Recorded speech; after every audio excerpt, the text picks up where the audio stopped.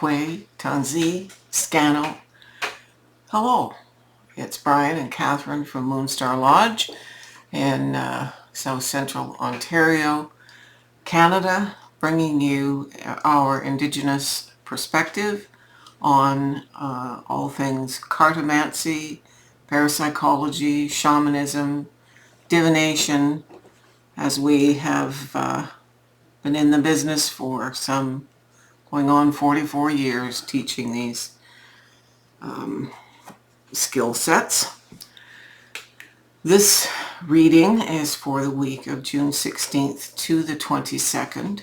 So in that full range we have summer solstice, and we are building by the end of that week to a new moon. So we are shifting between third and fourth quarter of Storyteller, and on the 25th of June, which is in next week's reading, we have the new moon of Loves All Things, or as my grandmother called her, she who finds love in all things.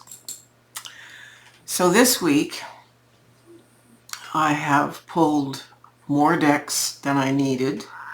I just got the guidance to do this, and so between this week and next week I will have used all the decks in the readings. We have a plethora of interesting things. We have the Monet Impressionist Tarot, which does not come in a box. It has a bag. Tarot Nuage by Neidman. It's about alternate realities with lots of little people. We have Secrets of the Mystic Grove, because what's a springtime reading without a woman with birds and squirrels and foliage in her hair? Here's another one, Must Be Friends. The Dream Song Oracle. The Rackham Tarot. This is artwork by Arthur Rackham, and in fact this exact card on the box features in this week's reading. The Fairy Oracle by Arthur Rackham. The Herb Crafter's Tarot. This is a much loved deck, and if you don't have a copy of it, get one before it goes out of print. Sacred Nature Tarot, Oracle.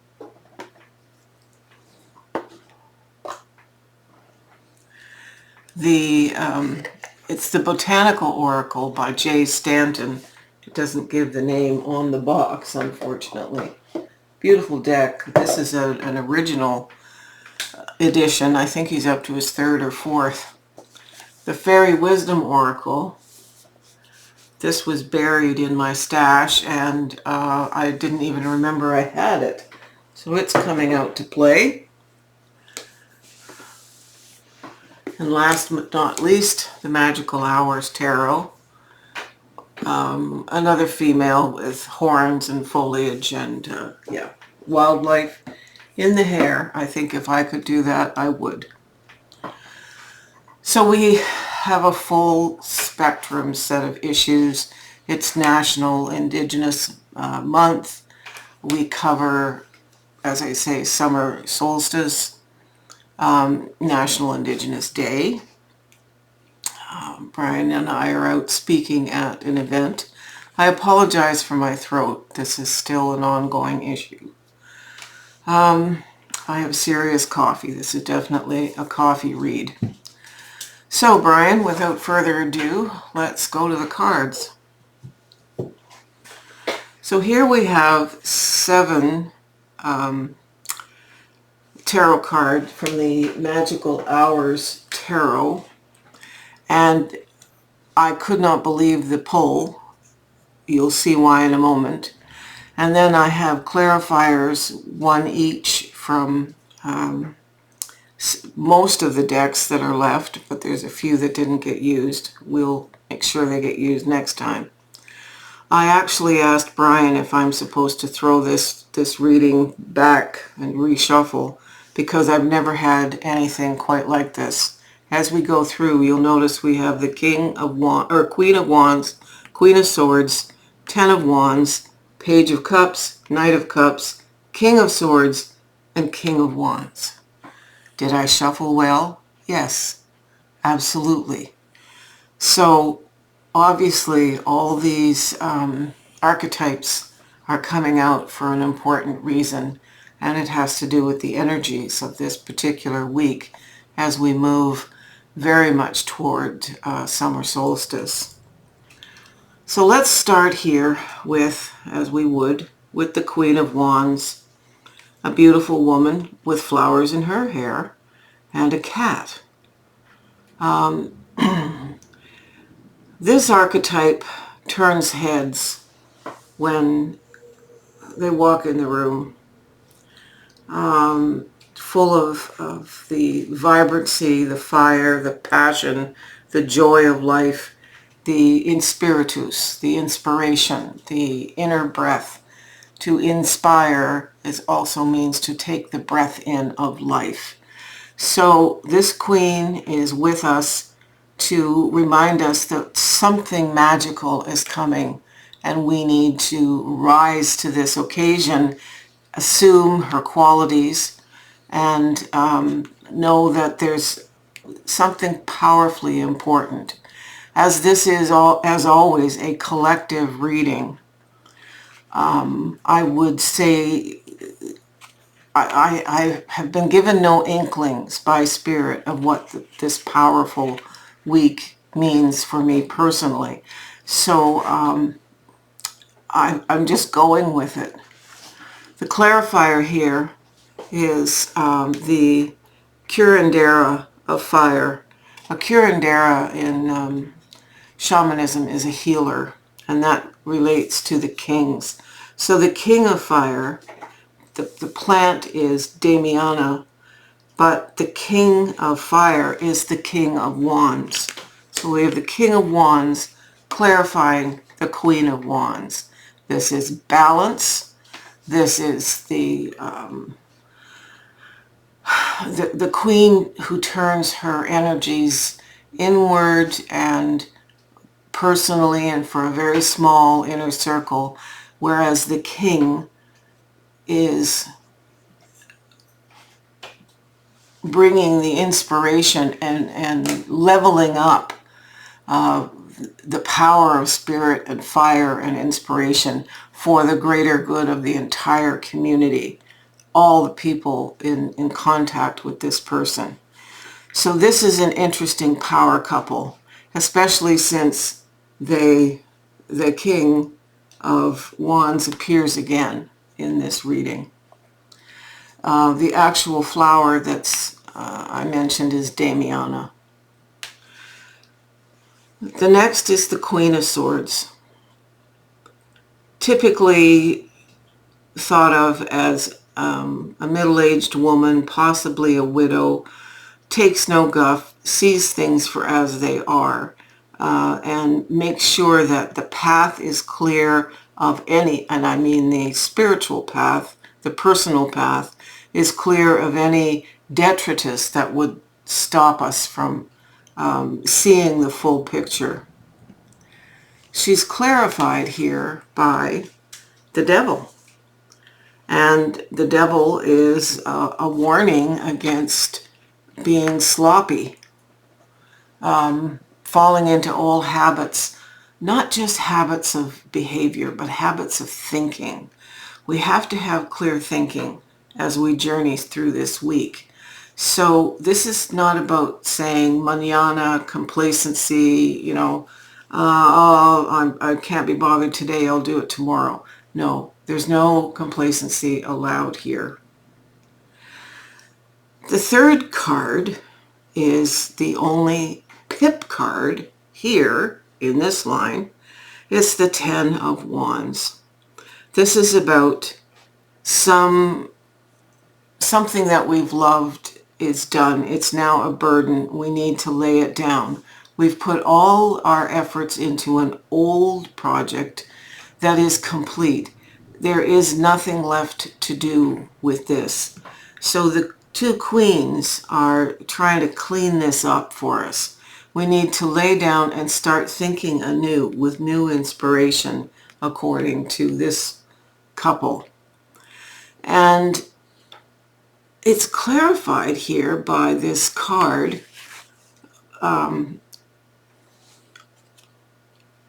Unfurl the wings of forgiveness. And in the unfurling of the wings, there are all manner of butterflies and moths and things about transition, letting something go, forgiving. I always find this kind of card is talking about when we have completed something, we don't want to let it go and can't forgive ourselves if it isn't perfect. To me, this is a perfectionism issue with the Ten of Wands, especially when I see a card like this. Let it go, let it transform into what else it's going to do as we move on into another venture. We have the Page of Cups next. And the Page of Cups very much loves beauty, loves art, loves understanding relationships. It's shown here as the page is sitting there with their teacup, but they're sitting on the back of a very large fish. Reminds me of a sturgeon, which is a sacred animal to us, the Name. The good aspects of pages are that they take the time to invest in art and joy and pleasure and understanding, the curiosity around relationships. The clarifier here is a wee fairy whose name is Caffeine, and she's standing on 2 cups, one of which has spilled its goods. Caffeine is about feeling inspired, finding the gumption, like I need my caffeine first thing in the morning to kind of unfurl my wings and get going. Caffeine is about finding the energy to move on with something, not just remain a student of something new. The perennial student never really makes good the journey that they have chosen. They're good at investigating, good at, I have a friend who's been telling me for 30 years she's writing a particular book. And I've been working on a card deck for a long time. That's the page stuck. A little bit afraid to get the get up and go needed to finish a project or start it. In this case, it's a starting it because we've needed to put this down. We need to end something, let it go, and start something new. And it's with the emotions. If this fish wasn't here, this page would possibly drown. Drowning in emotion, as it were, symbolically. So to start this new one, we have to get out of investigating and researching mode, actually get some caffeine, so to speak, in our veins, and take off with this new venture. The evolution from the idea of the page to the knight happens here. And the knight is all about the impassioned working through shadow. It's part of what gets worked through, but there's an energy here and a no holds barred kind of sense with our beautiful knight. That's a really beautiful card. The page is sitting here looking kind of tenuous and a little bit afraid, but this knight is facing forward. Why? Because it knows the clarifier is giving us winning,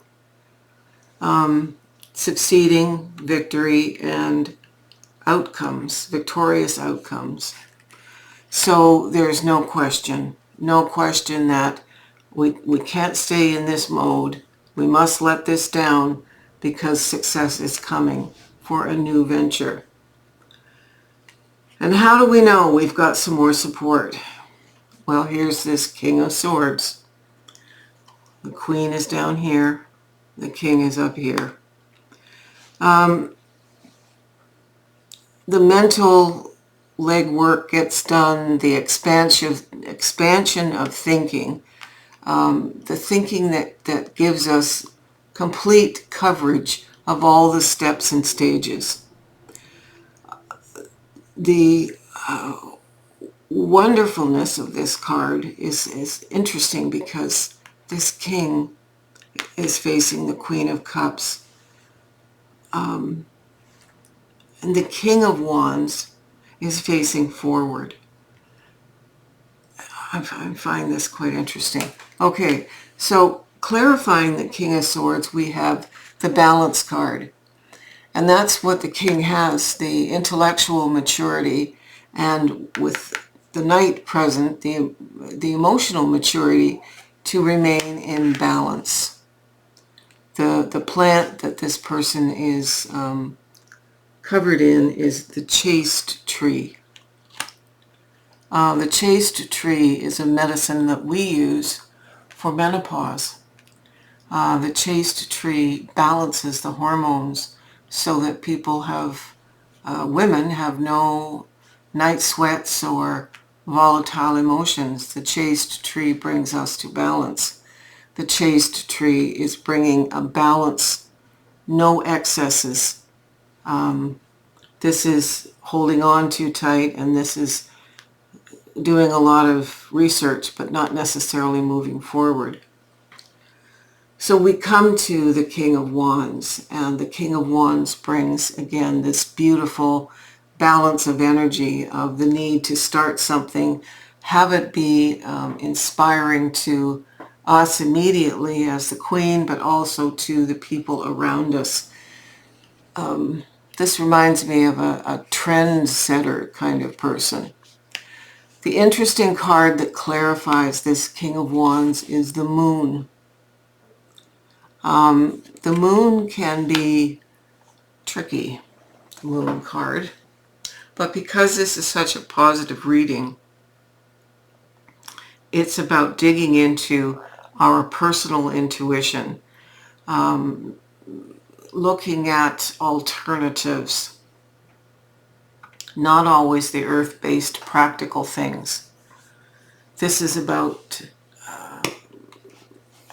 Pisces in its best suit of armor. Excuse me.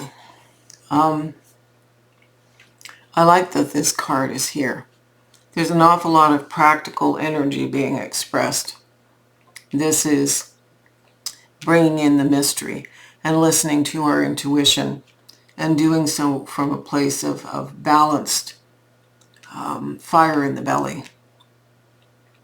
No astrological cards this week. None were asked for. And the absence of the skeleton cards say that no ancestors were asked for or asked to be part of this. You can flip the camera, Brian. I asked Brian to douse this to see if this was a fluke or if this was really meant to be all these court cards. And yeah, they were meant to be. I was not to exchange any of them. I asked a number of individual times, not just for the collection of cards. So this is another one of those that I'm going to keep the picture of for quite a while, as there is no end in sight. Literally, with no astrological pointer or landing card, this says to me that there is an ongoing almost unending set of karmic and personal ripples and repercussions from the energy of this particular week. So if you've made it this far, I thank you for joining us. If you are new, welcome, and welcome back. And thank you to our wonderful friends and followers. We're on all the socials under Moonstarlodge, and we have personal pages on some of the socials. You can look at underneath the title of the video always to get the names of the decks and the authors, should you ever want to look up some of these decks for yourself. Anyway, we thank you and wish you a blessed week for summer. Aho.